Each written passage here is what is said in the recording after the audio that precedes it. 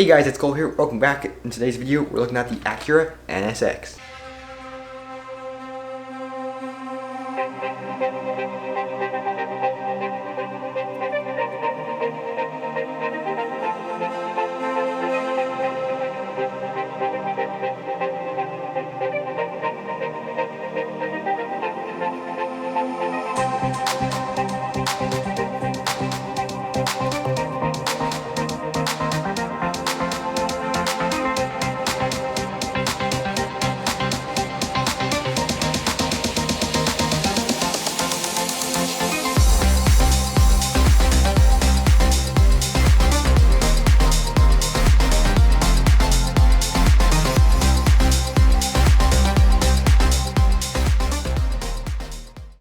If you guys enjoyed today's video, be sure to give it a like to help the YouTube algorithm and all that stuff, so that way more people can see this video. Now, the NSX is kind of like the forgotten supercar that exists but nobody buys it. For example, last year BMW stopped production of the BMW i8, and they still sold more i8s than they did NSXs, but the NSX is still in production and i8's out of production.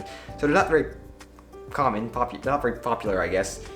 They're good cars. They're hybrid V6s and they're Acuras, so are Hondas, as most of you guys not in the US will call them. So I assume they're fairly reliable. Here in Southern California, where you see a lot of supercars, I've only seen 3, and that's not a lot. I've seen like 20 Huracans, several 488s, 458s, Aventadors, stuff like that. And yeah, NSXs are rare around here, which is an interesting thing when an Acura or Honda is rare, but it is, and so that's kind of cool. Now I should mention that in the future we're gonna have a very much wider version of this model coming up, so stay tuned for that. So going over to the design of the NSX, the front here, when you look at it, it looks a bit tall compared to the other models. And the weird thing is if you line it up next to them, it isn't taller, but because the front is more flat than most of my other models, except for the Challenger, obviously. And that makes it look just taller, and it's kind of a weird effect, but I think I captured the front end quite well. These side bits right here, these bits that come over, and my camera is picking that up, there you go. These side bits here, those are formed quite nicely with those slopes, like the little tile bits sticking out the back. That worked really well for that. I'm quite happy the center grill bit came out, and the headlights are just formed wedge plates, nothing too crazy there. The center part is on a hinge, just a hinge brick or whatever, to make it just slope down a little bit. I think they came out quite nicely. We also have these wedge plates in the sides, which I'm not a huge fan of them sticking out so far, but that's okay, because it definitely looks quite good to fill in the sides of this. Now moving back, we have the same windshield technique using the Veyron from Bricks, Blocks, and Mocs. David, if you guys haven't subscribed to him, you should go do that right now. Link down below. This is a excellent windshield technique from one of his excellent Mocs, so link down below to his channel.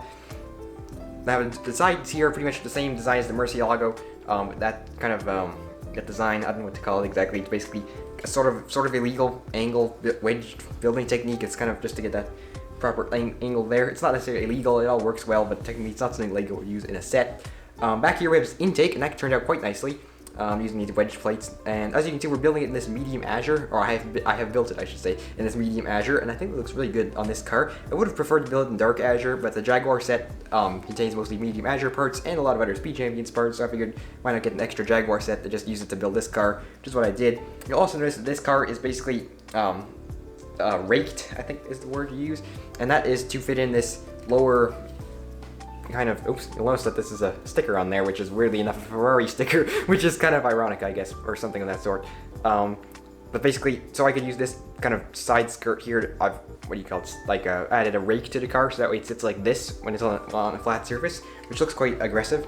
On the interior, we have 2 seats, center console, standard stuff, nothing too crazy. Although it is modeled after the real NSX, so it is fairly accurate. It does fit too many minifigures with helmets or hats, or not very tall heads, I guess.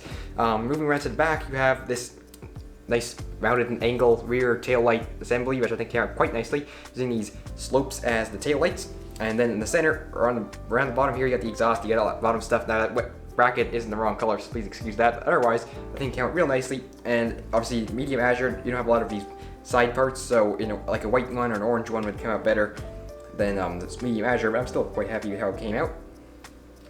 And around the back here, you have the engine cover, you have little engine details in there.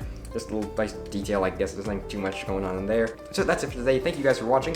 There wasn't too much to talk about this model. It's fairly simple, nothing too crazy going on. Like, as always, the instructions for today's model are available at the link in the description below, rebrickable.com. You guys can also follow me on Instagram for more updates on new models, because we shared them on Instagram much earlier than we do on YouTube. So that is it for now. Thank you guys for watching, and I will see you next time.